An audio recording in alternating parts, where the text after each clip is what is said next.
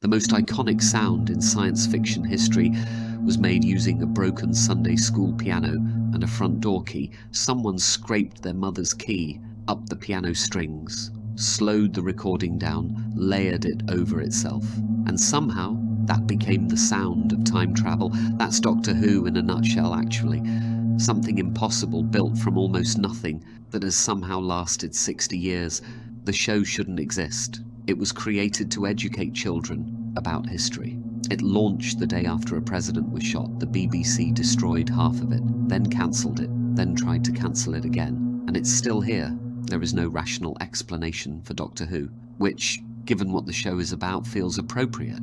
This is the story behind 60 years of one of the most extraordinary pieces of television ever made, and the secrets it's still keeping. November 22nd, 1963, John F. Kennedy is shot in Dallas, Texas. The following evening, a Saturday, a BBC announcer introduces a brand new programme to British viewers still in collective shock. It airs 80 seconds late because a bulletin about the assassination ran long. Hardly anyone is watching. The show is called Doctor Who. Its creator, Sidney Newman, a Canadian working as the BBC's head of drama, had a very specific vision for it. It would alternate between episodes set in the past and in the future, teaching children about history and science. Newman had one firm rule: no bug-eyed monsters. He was overruled within weeks, and the people who overruled him created something that would outlive everyone in that room. Before a single episode had aired, someone had to answer an impossible question. What does a time machine sound like? You can't look that up. There's no reference. The task fell to a sound engineer named Brian Hodgson at the BBC Radiophonic Workshop, a department that made electronic sound effects from tape loops, oscillators, and whatever was lying around. Hodgson later recalled standing in the workshop, stumped. Does it go up? Does it go down? Does it go sideways? It goes everywhere at once. He found an old Sunday school piano with broken strings. He pulled out his bunch of keys. He took his mother's front door key and scraped it up the bass strings. He recorded it, slowed it down, layered it over itself. Then he put it through a ring modulator, a machine that scrambles sound into something alien.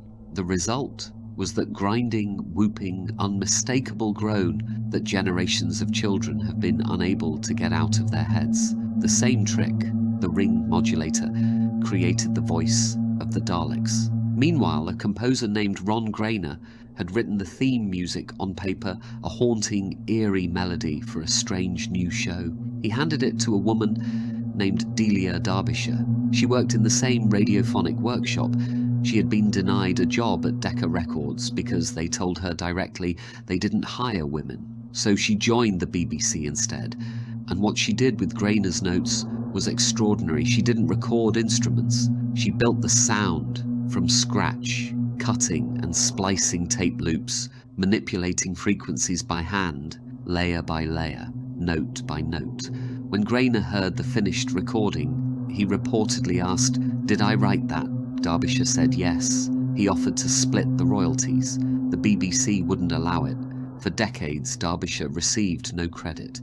Her work influenced artists from Pink Floyd to Aphex Twin, the Chemical Brothers to Portishead. She was awarded a posthumous PhD. She died in 2001. Largely forgotten, the theme she built from tape loops and mathematics has been heard by more people than almost any piece of music ever composed. Sidney Newman had said no bug-eyed monsters, but writer Terry Nation had an idea for an alien race, mutated creatures, confined inside travel machines, unable to feel, unable to empathize, programmed to destroy everything unlike them. He gave them a name. He later claimed he spotted it on the spine of an encyclopedia, a volume labelled DAL to LEK. That story has never been verified, but here's something that has.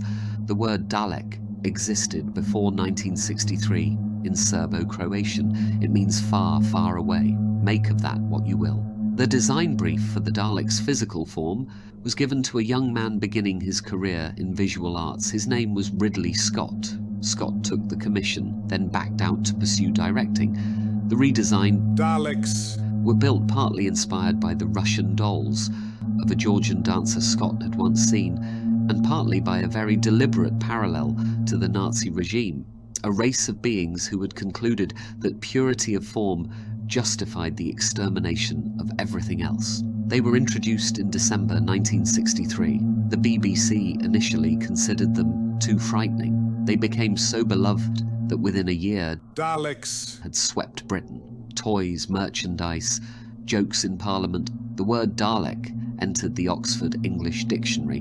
They almost didn't return for the 2005 revival, caught in a copyright dispute that nearly derailed everything. Luckily, it was sorted. Here is something the BBC would rather you didn't dwell on too long. Between 1967 and 1978, the BBC systematically destroyed its own archive. Videotapes were expensive. Each one cost roughly the price of a car. Once a programme had aired, the engineering department wiped the tapes for reuse. No one consulted the producers. No one asked if the programmes were worth keeping. Doctor Who, Britain's most beloved science fiction series, was considered disposable. Of the first 6 years of the show's history, 95 episodes are currently missing. Gone, wiped, destroyed by the corporation that made them. Some of what survives exists only because fans, ordinary viewers, had pointed reel-to-reel tape recorders at their televisions and recorded the audio. Some fragments survived because the BBC's Australian censor kept every piece of footage they'd snipped out as unsuitable for children. A few brief seconds from missing episodes exist because someone pointed a home movie camera at their TV screen. The search has become one of the great ongoing detective stories in television history. In 1992, a television station in Hong Kong called the BBC to say they'd found some old film cans. In 2013, 9 missing episodes were discovered in the storeroom of a TV relay station in Nigeria, sitting in the dark, decades unnoticed. And in early 2026, 2 episodes from 1965 were found in the garage of a recently deceased collector. The discovery left 95 episodes still missing, somewhere out there, in attics, in film vaults, in the private collections of people who may not even know what they have. The rest of Doctor Who's lost history is waiting. Researchers believe more episodes survive.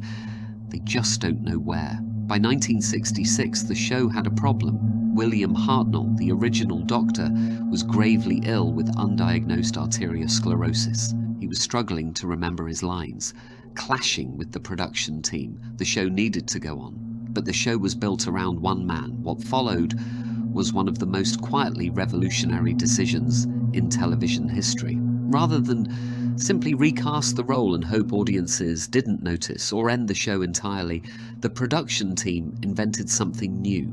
The Doctor, as an alien, could change. Not just age, not just recover, he could become an entirely different person. New face, new personality, new actor, but still the same character. The first time it happened, it was achieved by shining a bright light into Hartnell's face until the screen went almost completely white. And when the light faded, Patrick Troughton was there instead. No one knew if audiences would accept it. If they hadn't, if Troughton's Doctor had been rejected, the show would have ended in 1966. But they did, and 60 years later, the show is still using that trick. The concept of regeneration, invented to save the show from cancellation, accidentally became the mechanism that made it immortal. The BBC cancelled Doctor Who in 1989, not with fanfare, not with a finale. They simply stopped commissioning it. After 26 years, it just quietly stopped. There had been warning signs. In 1985, BBC controller Michael Grade, who had publicly called the show rubbish, tried to cancel it mid-run. Fan outrage forced it back after 18 months, but the ratings never recovered. And so in 1989, the TARDIS landed for the last time, mid-story arc unresolved, and the credits rolled. For 16 years, Doctor Who was dead. The only flicker of life came in 1996. An American TV movie, a co-production, an attempt to relaunch the show for US audiences. It failed. And then a man named Russell T Davies. Davies had loved Doctor Who since childhood. He had been lobbying the BBC to revive it since the late 1990s, but nobody took him seriously until he created Queer as Folk, a critically acclaimed Channel 4 drama that proved he could run a show, hit ratings, and make the industry notice. With that credibility, he went back to the BBC. The revival launched on March 26, 2005. The first episode drew 10.8 million viewers. The Doctor was back, and Davies's masterstroke was this. Rather than ask new viewers to know 60 years of mythology, he invented a time war that had already happened, a conflict so catastrophic it had wiped out both the Time Lords and the Daleks. Everyone started at the same level, new viewers and old fans figuring things out together. 62 years, more than 800 episodes, 15 actors in the lead role, 95 episodes still missing. 2 more found this year. A show created to teach children history that accidentally invented something it never intended. A character who cannot die. A story with no ending. A machine that can go anywhere. The genius of Doctor Who, if you're looking for one, is this. The show is about a person who refuses to let things end, who shows up, uninvited, in the middle of catastrophe and finds a way through, who has been cancelled, wiped, forgotten, mourned and dismissed, and keeps coming back. Somewhere in a box, in a collection, in a relay station, in a country no one has thought to check, there are more episodes waiting, and someday someone will find them. Find